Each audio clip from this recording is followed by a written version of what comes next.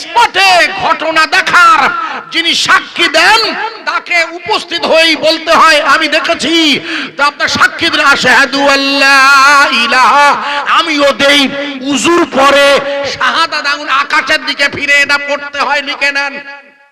আমি যে আমল করি সে আমি ওয়াজ করি না, এটা আমার বরাবরই বিরোধী।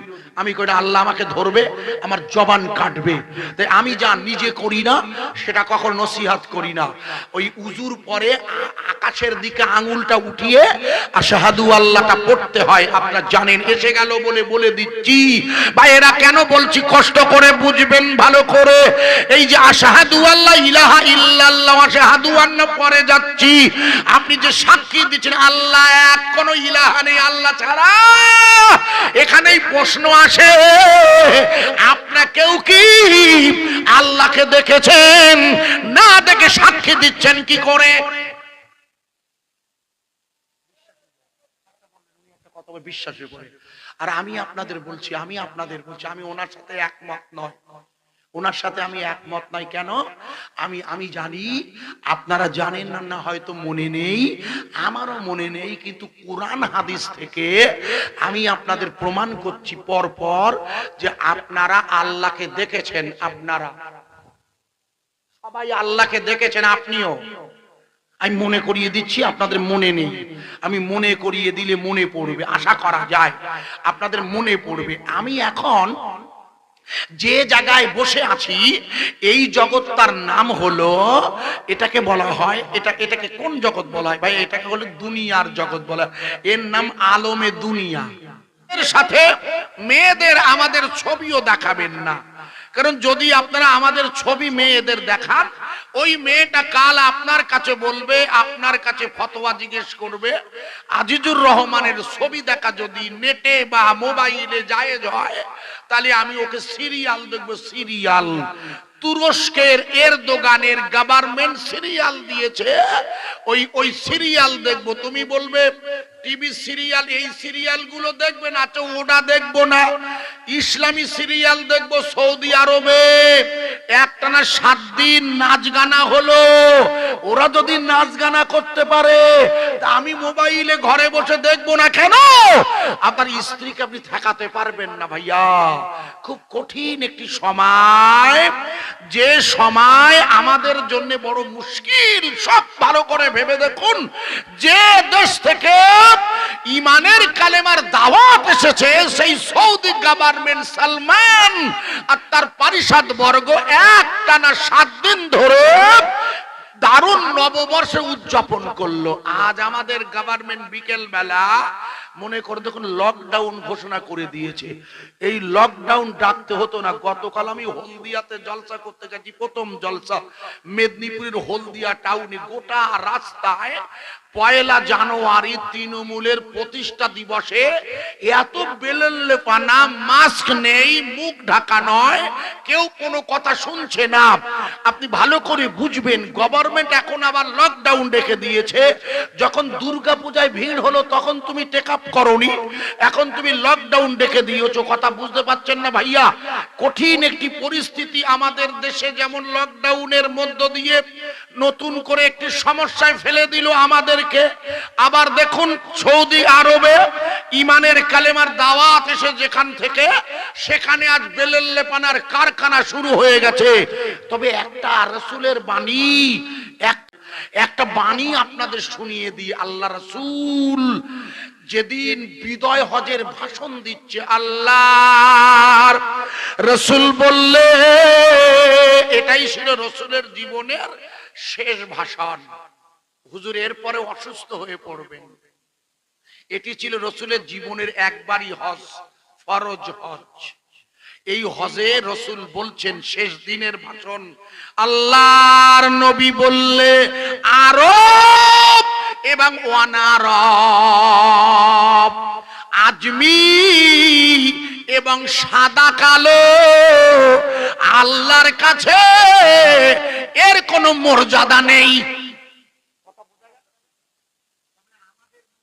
ভাব আছে যে আমি বংশীয়, আমি সৈয়দ, আমি মীর, আমি পাঠান, আমি শেখ, আমি আরবীয়, আমি খান। এই যে বংশের একটি আরব আর অনারবের মধ্যে এই যে একটি বৈশিষ্ট্যগত পার্থক্য, হুজুর বললেন না তোমরা ভেবো না ওরা আরব বলে ওদের সব ঠিক না। রাসূল বললেন এটাই হলো আমার জন্য। আমি খুঁজে খুঁজে দেখছিলাম যে আমার রাসূল কি এ ব্যাপারে কিছু বলেননি। আমার হুজুর, আজ হুজুরের দেশে এমন হবে, হুজুর কি জানতেন না? কারণ আমি বিশ্বাস করি হুজুরকে আল্লাহ জানাতেন, হুজুর জানতেন, সব বলতেন না। কারণ বললে আল্লাহর বলার নির্দেশ থাকলে বলবেন, কিন্তু নির্দেশ না থাকলে হুজুর বলতেন না, কিন্তু বিষয়টা জানতেন। এই যে একদল বলে না হুজুর গায়েব জানেন না, ঠিক না, হুজুর গায়েব জানেন ততটা যতটা আল্লাহ তাকে জানাতেন। আর কিছু জিনিস মাথায় রাখতে হবে, যদি একটু ভালো করে পড়াশোনা করেন তাহলে দেখবেন, চিন্তা ভাবনাগুলো যদি রাখেন, লক্ষ্য করে দেখবেন, আল্লাহর হাবিব বললে আরব অনারব আজমি আর সাদা কালো মানে বর্ণের পরিচয় আল্লাহর কাছে মর্যাদার নয়। আল্লাহর কাছে মর্যাদা হলো তাকওয়া। তাকওয়া মানে আল্লাহ ভীরু, খোদা ভীরুতা। খোদা ভীরু, আল্লাহর প্রতি ভয়, যেটা আমাদের নেই। আল্লাহর প্রতি ভয় থাকলে খুব ভালো করে বুঝবেন, আল্লাহর প্রতি যদি বান্দার ভয় থাকতো তাহলে করোনার আবাহে সৌদি গভর্নমেন্ট হজ বন্ধ করতে পারত না। কেন? আল্লাহ রসুল বললে হজ ফরজ হলে তিনি যদি না করে মারা যান তাহলে ইহুদি আর নাসারা হয়ে মৃত্যু হবে তার। যার হজ ফরজ হয়েছে লিখে নিন, তিনি দেরি করবেন না, সাথে সাথে নিয়ত করে নেবেন। সৌদি গভর্নমেন্ট 2 বছর হজ করতে দেয়নি, আপনারা জানেন। এবছর কি হবে আল্লাহ জানে, আমি জানি না। কারণ যেভাবে ওমিক্রন এবং ডেল্টাক্রন, একেবারে ডেল্টাক্রন যেভাবে লাগাতার আক্রমণ করছে আর করবেই, কারণ এত মারাত্মক গজব আসা সত্ত্বেও সত্যি কি আমরা আল্লাহমুখী হতে পেরেছি? ভালো করে একটু হ্যাঁ না বলুন। আমার যুবক বন্ধুরা ভালো করে ভেবে বলুন, 24 ঘন্টার 22 ঘন্টা যদি জেগে থাকে তা 22 ঘন্টা মোবাইল ইউজ করছে। মোবাইল, এই মোবাইলের পাবজি, এই মোবাইলের বিভিন্ন গেম এত নেশা করে দিয়েছে এই মোবাইল গুলো, এই ছেলেগুলোর ব্রেন, মস্তিষ্ক এমন পাজল করে দিয়েছে, এদের সামনে যদি যুবতী ন্যাংটা মেয়ে আনা হয় তবু সেদিকে দেখার টাইম নাই। আশ্চর্য হয়ে যাবেন, খাবা না হোক মোবাইলের ব্যালেন্স চাই, ঠিক না ভাই? এমন নেশা, এই ইবোলা ট্যাবলেট, এই মারাত্মক হিরোইনের চেয়েও এমন নেশা যে আপনার পরিবারটা ধ্বংসের মুখোমুখি হয়েছে। অথচ আল্লাহ রাসূল বললে ওই জমানাটা বড় কঠিন জমানা, যে জমানাতে ঘরে ঘরে বাদ্য বাজনা বাজবে। মোবাইল মোবাইল মসজিদগুলোতে লিখতে হয়েছে আপনার মোবাইলে সুইচ বন্ধ করুন, লিখতে হয়েছে। নামাজের সময় হুঁশ নেই, ও নামাজ পড়তে ঢুকেছে কিন্তু মোবাইলের সুইচ খোলা, ওর মনে নেই। নামাজ পড়তে গেলে ওর মনে থাকে না। এটা হয় কখনো? শয়তান ওকে বিভ্রান্ত করে দিয়েছে। কেন? মনে করে দেখুন, যখন আজান হয় শয়তান বায়ু ছাড়তে ছাড়তে, তাকবীর ধ্বনি দিলে মসজিদে বায়ু ছাড়তে ছাড়তে বেরিয়ে যায়। আপনাদের জানা আছে নিশ্চয়ই হাদিসটা। কিন্তু যেই ইমাম নিয়ত করে সঙ্গে সঙ্গে ফিরে আসে, এসে কোথায় বসে? আল্লাযী ইউওয়াসওয়িসু ফি সুদুরিন নাস। আল্লাযী ইউওয়াসওয়িসু ফি সুদুরিন নাস। ও ওয়াসওয়াসা দেয় কোথায় বসে? বাম স্তনের দুধের নিচে সদরে বসে। সাদার, সাদার মানে হলো বুক, সাদার মানে হলো কলব, সাদার মানে হলো ঈমান রাখার জায়গা। ওখানেই বসে ও আপনাকে ওয়াসওয়াসা দেয়। তাই নামাজের মধ্যে মসজিদে ঢুকলেও দেখবেন মোবাইলের সুইচ অফ করতে আপনার খেয়াল থাকে না। প্রিয় ভাইয়া, খুব কঠিন একটি সময়, আল্লাহ পাক এই সময় খুব ভালো করে আমার নসিহতটা আমি আপনাদের কাছে যতটুকু আল্লাহর মঞ্জুর হবে বায়ান ডাকবো, মন দিয়ে শুনবেন। আশা করা যায় আপনাদের কাছে, আপনারা যারা এসেছেন দুটি নসিহত শোনার নিয়েতে, শুনতে থাকুন। আউযু বিল্লাহি মিনাশ শাইতানির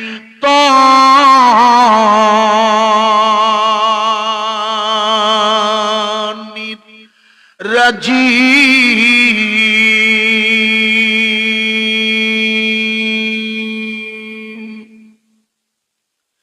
আউযু বিল্লাহি মিনাশ শাইতানির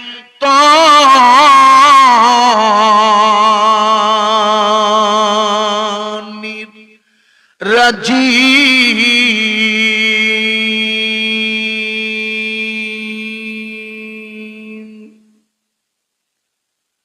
বিসমিল্লাহির রহমানির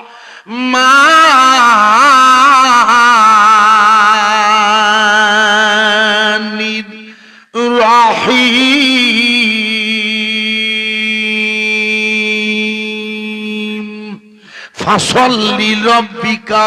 ফাসাল্লি লিরাব্বিকা ওয়ানহার। আপনাদের কাছে সূরাতুল কাউসার সকলের চেনা জানা। এই সূরাটি আপনাদের খুব চেনা। এই সূরাটি 3টি আয়াত বিশিষ্ট। এর একটি আয়াত আমি আপনাদের খিদমতে খুব সহজ ভাষায় একটু মনোযোগ সহকারে কথাগুলো হৃদয়ঙ্গম করলে আশা করা যায় উপকার হবে। এই সূরাটির যে আয়াতটি আমি আপনাদের কাছে বেছে নিয়েছি, আয়াতে কারিমাটা আরেকবার তেলাওয়াত করছি। ফাসাল্লি লিরাব্বিকা ওয়ানহার। ফাসাল্লি লিরাব্বিকা, আমার নামাজ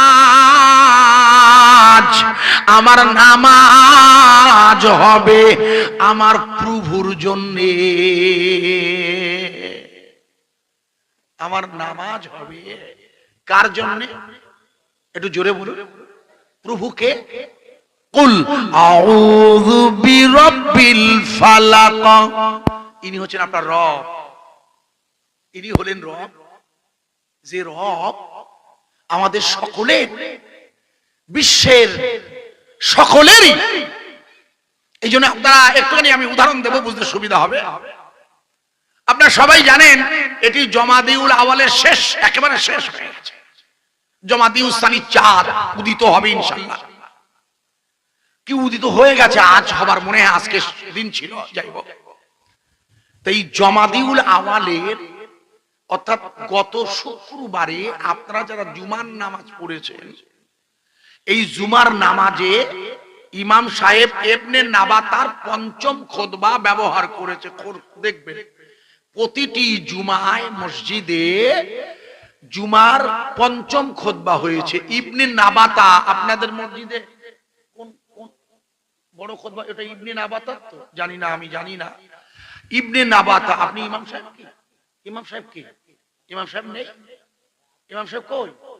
এই খোকা এখানে আসো, পাগল যে। আরে শীত গ্রীষ্ম বর্ষা ইমামেই ভরসা। আপনি আমার আগে বলছিলেন, উনি বলছিলেন না? ও এখানে আসে, আমাকে একটা চেয়ার দিন তো। কি আশ্চর্য! আরে উনি ঘুরে বেড়াচ্ছেন টোটো করে রাস্তায়। এটা খুবই অন্যায় আমি মনে করি। কারণ আমি মনে করি আমার চিন্তা ভাবনা বলছি, কোন চরিত্রহীন, কোন মাতাল এবং কোন বেবিচারী ব্যক্তিকে আপনারা কি ইমাম নির্বাচিত করেন? আরে হ্যাঁ না বলুন। কোন বেবিচারী, কোন হারামখোর, আরে হ্যাঁ না বলুন, সুদখোর কোন ইমাম হয়? হতে পারে না। সুদখোর, বেবিচারী, মিথ্যাবাদী, জেনাখোর, হারামখোর ইমাম হতে পারে না। কিন্তু বেবিচারী, জেনাখোর, মাতাল, তেড়েল পঞ্চায়েতের সদস্য হয়ে আপনার মহল্লার নেতা হতে পারে। ওটা পারে, কিন্তু ইমাম পারে না। সুতরাং দুর্ভাগ্য হলো আমার, ভারতবর্ষে যত চাকরি আছে ইমামের মতো এত বেতন কম, এত বেতন কম, এত বাকি। ইমাম সাহেবের বেতন কম হলে নামাজে মনোর সঙ্গে চিট ধরবে খোকা, আর নামাজে মনোর সঙ্গে চিট ধরলে গ্রামবাসী দায়ী হয়ে যাবে। এই জন্য দিদিমণির আমাদের ওয়াকফ বোর্ড যে ২৫০০ টাকা দেয় ওইটা দিয়ে সব খালাস করে, ওতে নামাজ হবে না সোনা, মস্তটা লিখে নাও। ও ২৫০০ টাকা তো ইমাম হিসাবে ওর ভাতা, ও তো একটু ওয়াকফ বোর্ড দেয়। জমি মসজিদটা কার? আমজাদের বাপের জায়গা হতে পারে, বাপের জায়গা আনার ভাইয়ের বাপের জায়গা হতে পারে, কমিটির গ্রামবাসীর বাপের জায়গা হতে পারে, কিন্তু যেদিন মসজিদের ভিত কাটা হলো সেদিন আর কারণ নেই, ওটা হচ্ছে ওয়াকফ লিল্লাহ। ওটা যদি গ্রামের কেউ এসে বলে আমাদের মসজিদ নামাজ হবে না, এটাই শরীয়তের মাসলা, আশ্চর্য, এটা নামাজ হবে না। সুতরাং ওটাকে লিল্লাহ করা হয়েছে, ওয়াকফ করা হয়েছে। এই ওয়াকফ আমাদের একটা বোর্ড আছে কলকাতাতে, আপনারা সবাই জানেন। ওই ওয়াকফ বোর্ডে আপনাদের যারা ওয়াকফের মানে আন্ডারে থাকেন তাদেরকে জমির রিটার্ন দিতে হয়। যেহেতু আমি আমাদের মসজিদের এলাকার মসজিদে গ্রামবাসী আমাকে মোতোয়াল্লি করেছেন, আমি আগে জানতাম না, বাৎসরিক রিটার্ন দিতে হয় ভাইয়া। মসজিদের মোতোয়াল্লি সেক্রেটারিকে, কমিটি থাকলেও মোতোয়াল্লির মূল দায়িত্ব থাকে। এই জন্য আপনাকে ওয়াকফ বোর্ডে গিয়ে হিসেব দিতে হয়, বছরে তাদের টাকা জমা দিতে হয়, আপনারা জানেন নিশ্চয়ই। ওয়াকফ বোর্ড সেই টাকা থেকে এদের ভাতা দেয়। তার মানে এই নয় যে গ্রামবাসী তাদের বেতন দেবে না, এক্সট্রা ভাতাটা কোনো ধরবেন না। এমন বেতন ইমাম সাহেবকে দেবেন তার সংসার নির্বাহে নিশ্চিন্তভাবে ২৪ ঘন্টা আল্লাহর ইবাদতে নিযুক্ত থাকতে পারে। প্রিয় ভাইয়েরা, আমি আপনাকে যে জায়গায় রাখছিলাম কুরআনুল কারীমের আয়াতে কারিমাটা মনে করে আর একবার দেখে নিন। ফাসল্লি লিরাব্বিকা, আমার নামাজ হবে আমার প্রভুর জন্যে। এই কারণে ঈমানওয়ালারা পৃথিবীর কোন শক্তির কাছে মাথা নত করে না। একটু জোরে বলুন, আরো জোরে বলবেন না? আর একটু জোরে বলা যাবে না ভাই? ভাই আল্লাহ পাক যদি মঞ্জুর করে একটু ভালো করে বুঝবেন, বাস্তবিক লক্ষ্য করে দেখুন, পৃথিবীর জমিনে যেদিন থেকে ঈমানের দাওয়াত এসেছে, সেদিন থেকে আল্লাহ রাসূল ঈমানের দাওয়াত দিয়েছেন। তার প্রতিবেশী আপনজন তার বিরোধিতা করেছে, রাসূল কি কখনো তাদের কাছে মাথা নত করেছে? একটু হ্যাঁ না বলুন। অথচ গোটা মুসলিম বিশ্বের দিকে তাকিয়ে দেখুন, মধ্যপ্রাচ্যের ৯৫ মুসলিম দেশ, যেহেতু তারা গণতান্ত্রিক পদ্ধতিতে নির্বাচিত নয়, সৌদি আরব, আশেপাশে আরব আমিরাত, কাতার, এরা কেউ ভোটের দ্বারা নির্বাচিত নয়। সেই জন্য এ দেশে রাজতন্ত্র বহাল আছে। আর ক্ষমতায় টিকে থাকার লোভে এরা নিঃসন্দেহে অন্যায়ের সাথে নিজেদের মিলিয়ে দিয়ে আমেরিকা, ইউরোপ, গোটা বিশ্বের সবচেয়ে ঈমানি দুশমন যারা, এদের সাথে ওদের মহব্বত। অথচ আল্লাহ কোরআনে বলে দিয়েছে ঈমানওয়ালারা কখনো ইহুদি নাসারাদের সাথে বন্ধুত্ব করতে পারে না। অথচ ইউরোপের সাথে, ইহুদি আর নাসারা শক্তির সাথে মধ্যপ্রাচ্যের ঈমানি দেশগুলো ওরা বন্ধুত্বের দোহাই দিয়ে ইসরায়েলের বর্তমান প্রেসিডেন্টকে আরবের জমিনে স্বাগতম জানাচ্ছে। ঠিক না বেঠে? শুধু ক্ষমতায় থাকার লোভে। ভালো করে ওয়াজ বুঝবেন মুরব্বি, ক্ষমতা একটি পাওয়া যেটা মানুষকে অন্ধ করে দেয়। ক্ষমতা একটি লোভ যেটা মানুষের ঈমান নষ্ট করে দেয়। ক্ষমতা এমন একটি তাত্ত্বিক ভাষা যেটা আপনাকে আল্লাহ থেকে দূরে সরিয়ে দেয়। বান্দা সর্বক্ষণ তাই তার দায়িত্ব হয় মালিকের সাথে প্রেমের মধ্য দিয়ে তার নৈকট্য লাভ করা। আমার রাসূল বড়, মনে করে দেখুন, আমার রাসূল বড় অসহায় হয়ে পড়েছিলেন। হুজুর খুব অসহায় হয়ে পড়েছেন, এত নাজুক হয়ে গেছে আল্লাহ রাসূল, যেহেতু আল্লাহর হাবিবের উপরে এত আঘাত আসছে, ইতিহাসে খুলে দেখবেন এই আঘাতে একের পরে একটার পর একটার আঘাত। অথচ মনে করে দেখুন, যেদিন আল্লাহ তার রসুলকে মক্কা থেকে মদিনায় রাতের বেলা আল্লাহর হাবিব মক্কা থেকে রাতের বেলা যেদিন মদিনায় যাবে, শুরু হবে নবীর জীবনের এক নতুন অধ্যায়। আল্লাহর নবী হযরতে আলী কাররামাল্লাহ ওয়াজহাউকে নিজের বিছানায় শুইয়ে দিয়ে আল্লাহর নবী আল্লাহর হাবিব এবার চলে যাবেন মদিনার পানে। আমার আল্লাহর নির্দেশ এলো, ইয়া রাসূলুল্লাহ আপনি এক মুঠো বালি তুলে নিন, আর ওই বালিটা ওই মাটিটা আপনি ওদের দিকে ছুঁড়ে মারুন। মনে রাখবেন, ওটা আপনি মারছেন না, ওটা হলো আমার হাত, ওটা আমি আমার হাতের দ্বারা। তার মানে আমার আল্লাহ বলছেন, হে আমার নবী, যেহেতু আপনি পূর্ণ আমার উপরে তাওয়াক্কাল করে আমার নির্দেশে মক্কা থেকে মদিনায় যাবেন, তাই ওই মাটিটা আপনি ছুঁড়ছেন না, ওটা আমি আমার কুদরতের হাতে ছুঁড়ে দিলাম। জোরে বলবেন। আল্লাহ রসুল মাটি ছুঁড়ছেন, কিন্তু আসলে আল্লাহ বলে ওটা আমার হাত। আল্লাহর হাত আছে এটা কল্পনা করা কুফরি। আল্লাহর হাত আছে, পা আছে, এটা কল্পনা করাটা কুফরি কালাম, এটা শিরক। অথচ আল্লাহ বলছেন, হে রাসূল সেদিন আপনি ওই যে ফাগশাইনাহুম ফাহুম লা ইউবসিরুন ওমা রামাইতু, এর পর সবাই হাতে, আমি হাফেজ নই। আল্লাহ বলেন ওটা আপনি ছোড়েননি, ওটা আমি ছুঁড়েছিলাম। কথা বুঝবেন ভালো করে। সম্ভবত 26 পারা, সম্ভবত কি 28, মানে 26 থেকে 28 পারার মধ্যে, তবে সম্ভবত 26 পারা হবে। হাফেজেরা আছেন দেখে নেবেন। যেখানে আল্লাহ রসুল মনে করে দেখুন তার সাহাবাদের বায়াত করছেন, বাইতুর রিদওয়ান। মনে করে দেখুন, আপনাদের মনে থাকতে পারে রসুলে পাক তার সাহাবাদের বায়াত করিয়েছেন নিজের হাতে।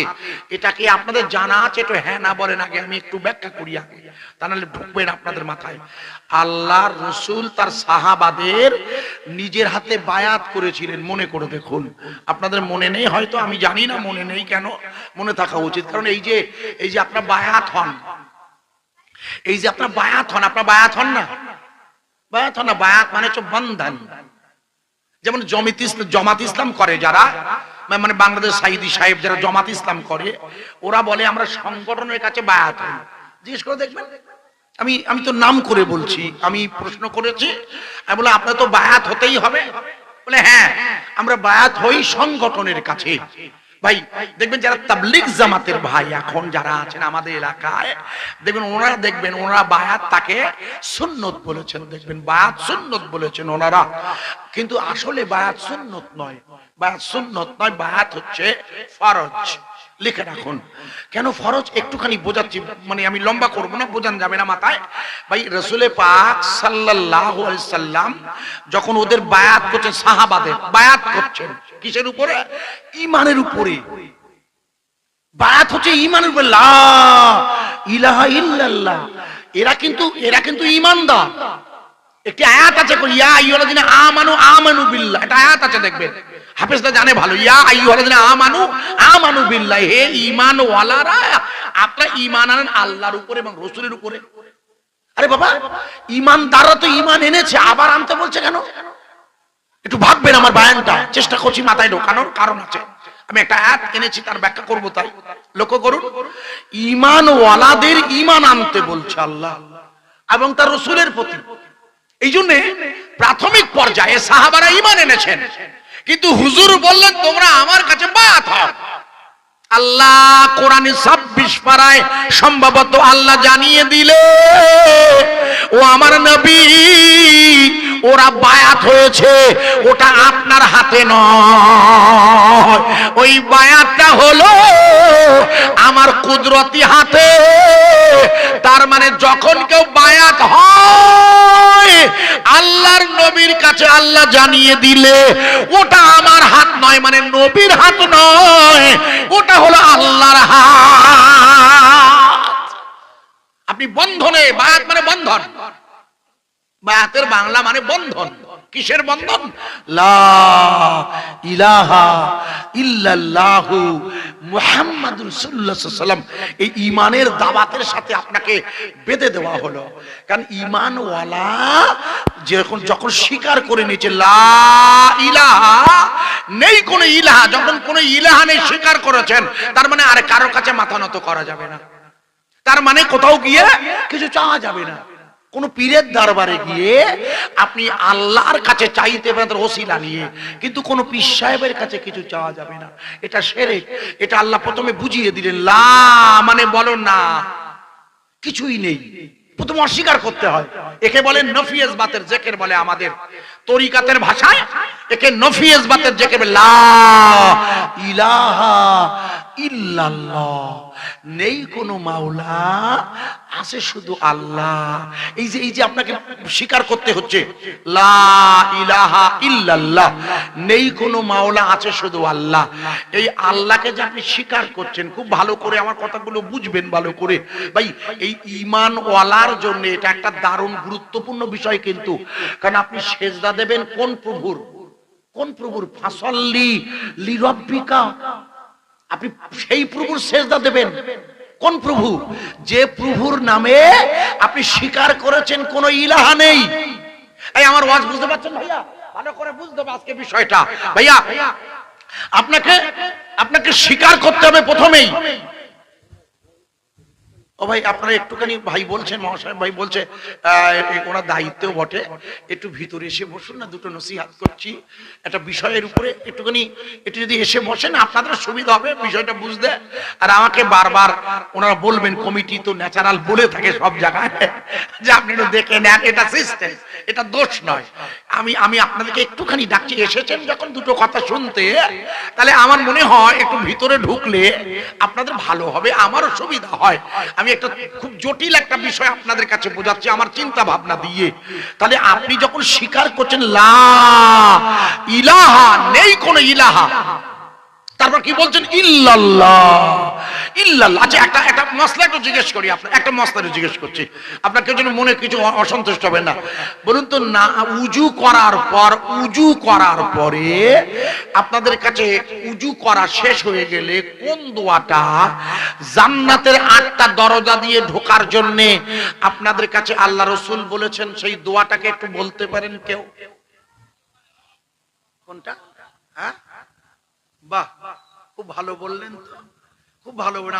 আমি কিন্তু আমি জানি ওটা, আপনারা বলতে পারবেন না তা বলি না, আমি জানি বলতে পারবেন, কিন্তু আমি ওটা জিজ্ঞেস করেছি তার কারণটা শুনে নিন আগে। ভাই হাদিসে এসেছে, উজুর পরে যদি কোনো ব্যক্তি দ্বিতীয় কলেমায় শাহাদাত পড়ে, তাহলে ওই ব্যক্তি জান্নাতের 8টা দরজার যে কোনো একটি দরজা দিয়ে নিজ খুশি হয়ে ঢুকবে।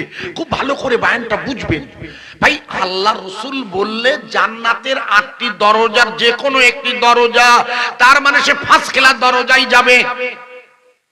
আরে ভাই, সে কি যখন একটা ট্রেন এসে গেছে, টিকিট সবার এক, তাহলে সে কি আপনাকে সেকেন্ড ক্লাস চড়বে না এসি ফার্স্ট ক্লাসে যাবে? এটা স্বাভাবিক। সে এসি ফার্স্ট ক্লাস, তার মানে সে খুঁজবে কোথায় রাসূলুল্লাহ আছে, ঠিক কিনা?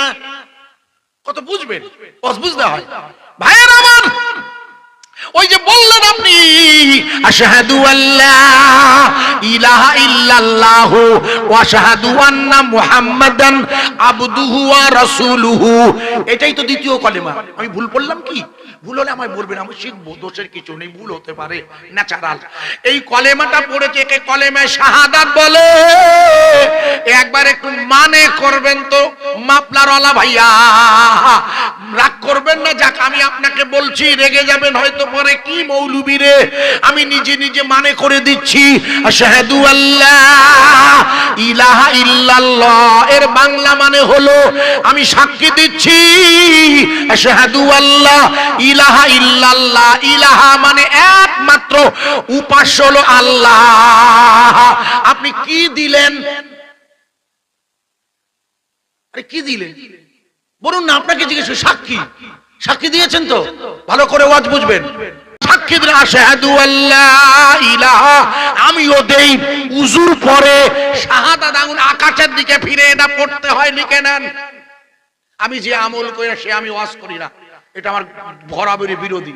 আমি কই না আল্লাহ আমাকে ধরবে, আমার জবান কাটবে, তাই আমি যা নিজে করি না সেটা কখনো নসিহত করি না। ওই উজুর পরে আকাশের দিকে আঙ্গুলটা উঠিয়ে আশহাদু আল্লাহটা পড়তে হয়, আপনারা জানেন। এসে গেল বলে বলে দিচ্ছি ভাইয়েরা, কেন বলছি কষ্ট করে বুঝবেন ভালো করে। এই যে আশহাদু আল্লা ইলাহা ইল্লাল্লাহ, আশহাদু আন্না পরে যাচ্ছি, আপনি যে সাক্ষী দিচ্ছেন আল্লাহ এক, কোনো ইলাহা নেই আল্লাহ ছাড়া। এখানেই প্রশ্ন আসে, আপনারা কেউ কি আল্লাহকে দেখেছেন? না দেখে সাক্ষী দিচ্ছেন কি করে? বিশ্বাসের পরে। আর আমি আপনাদের বলছি, আমি ওনার সাথে একমত নয়, ওনার সাথে আমি একমত নাই। কেন? আমি জানি আপনারা জানেন না, হয়তো মনে নেই, আমারও মনে নেই, কিন্তু কোরআন হাদিস থেকে আমি আপনাদের প্রমাণ করছি পর পর যে আপনারা আল্লাহকে দেখেছেন। আপনারা সবাই আল্লাহকে দেখেছেন, আপনিও।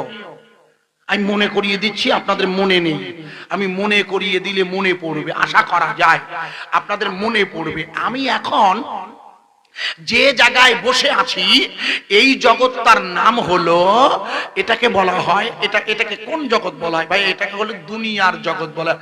এর নাম আলমে দুনিয়া। আপনি যেখানে বসে আছেন মুরব্বী, এই জায়গার নাম কি মুখস্থ করেন? আলমে দুনিয়া। আলম মানে জায়গা, এটা হলো দুনিয়ার জগৎ। আর যে জগতে আপনি প্রথম ছিলেন ওই জগৎ আলমে আরো, ওটা বলে রুহানি জগৎ। এখন যে জগতে আছেন ওই জগতের আলমে দুনিয়া। এরপরে যে জগতে যাবেন তার নাম আলমে বারজাখ। আর একেবারে শেষে যে জায়গায় ফয়সালা হবে জায়গা নাম আলমে কিয়ামত। এই চারটি জগতের প্রথম জগতে আপনি যখন ছিলেন ওর নাম হলো আলমে আরো, ওকে বলে রুহানি জগৎ। মনে করে দেখুন, গত শুক্রবারে আপনাদের ইমাম সাহেব খুতবা পড়ে, আমিও এক জায়গায় সুযোগ পেলে ইমামতি করি, জুমায় যাই। গত জুমার খুতবায় আল্লাহর রাসূলের প্রশংসার আগে আল্লাহর প্রশংসা গেয়েছে ইমাম সাহেব। মনে করে দেখুন, আলহামদুলিল্লাহ আলহামদুলিল্লাহ, প্রশংসা সেই আল্লাহর যিনি তার বান্দাকে মাটি থেকে সৃষ্টি করে মাটিতে রেখে আবার ওই বান্দাকে যিনি তুলবে, যে বান্দাকে প্রবাহিত বীর্যের দ্বারা মায়ের জরায়ুতে স্থানান্তরিত করেছিল। আছে না খুতবায়? নিয়ে আমি দেখিয়ে দেবো ইনশাআল্লাহ। আপনার পড়েন না, শোনেনও না, কারণ আসেন 12:25, অথচ খুতবার বঙ্গানুবাদ শোনাটা ওই সময় অজেব হয়ে যায় মূল আরবি খুতবা শোনার আগে। অথচ আপনি আসেননি, ইমাম সাহেব কি করবে? 3টে লোক তা কি বলবে? খুতবাটা দেখুন কত জুমার। ভাইয়ের আমার, আপনি আল্লাহ নিজেই বলছে আমি নই, প্রবাহিত বীর্যের দ্বারা, ভাষাটা লেখা আছে পড়ে দেখবেন, ফোর্সেবল বীর্য, তাতে শুক্রকীট ভরা। লজ্জার কিছু নেই, আল্লাহ বলছে আমি না, শুক্রকীট ভরা। শুক্রকীট না হলে বাচ্চা হবে না। নারীর ডিম্বকোষ আর পুরুষের শুক্রকীট ফার্টিলাইজ হয়। ওই ফার্টিলাইজ হয় যেখানটা, সেখানটার নাম হচ্ছে, এই জায়গাটাকে জরায়ু, এর কোরআনের ভাষায় ফি কারারিম মাকিন, সংরক্ষিত জায়গা। ওই জায়গায় আল্লাহ রেখে দেয়। কবে? যখন আপনি 4 মাস হয়েছেন মায়ের পেটে, জানা নেই? 4 মান্থ, 4 মাসের আগে মা বুঝতে পারে না পেটে বাচ্চা, লোকে বলে বাচ্চা, কিন্তু মুশকিল হয়েছে মা বুঝতে পারে না, যদিও মার মেনস্ট্রেশন বন্ধ পিরিয়ড। পিরিয়ড বন্ধ, তাতে কি? আরে পিরিয়ড বন্ধ হয়েছে বাচ্চা পেটে, এরকম হয় না, বহু প্রমাণ আছে। পিরিয়ড হচ্ছে বাচ্চা পেটে, এমনও হয় না। মা আমিনাতুজ জোহরার পিরিয়ড হচ্ছে অথচ পেটে বাচ্চা। রাসূলে পাক মা খাতুনে জান্নাত ফাতেমার জীবনে পিরিয়ড হয়নি, 3টে বাচ্চা। মা ফাতেমাতুজ জোহরার কোনদিন পিরিয়ড হয়নি, মেনস্ট্রুয়েশন, জানেন না?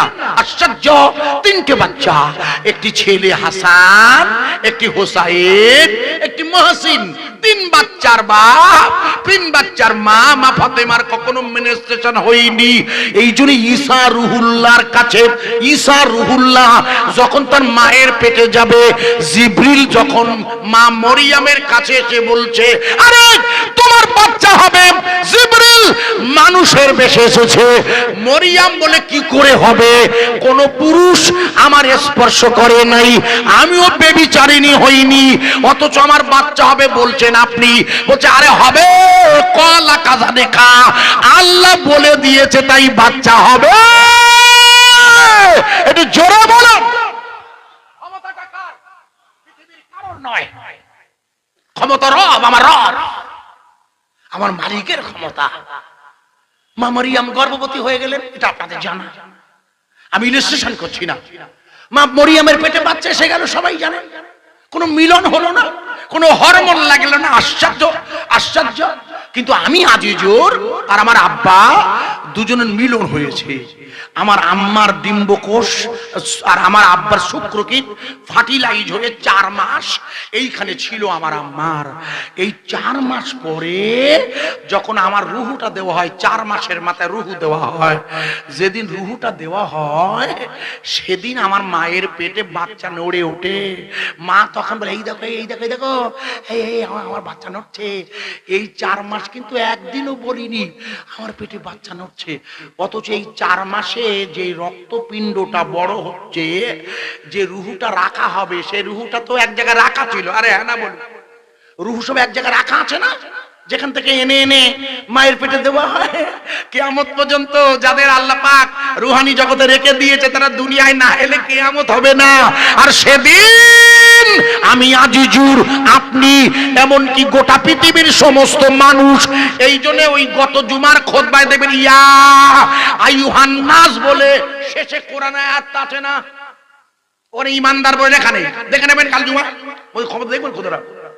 ইয়া আইয়ুহান নাস, হে মানব মণ্ডলী, কি তোমাকে মাগার রাখা, কি তোমাকে আমা থেকে মুখ সরিয়ে রেখেছে, আছে না ভাই? দেখবেন ইয়া আইয়ুহান নাস মানে মানব মণ্ডলী। এই মানব মানে হিন্দু, মুসলিম, জৈন, খ্রিস্টান, ইহুদি, নাসারা, সব ধর্মের মানুষ।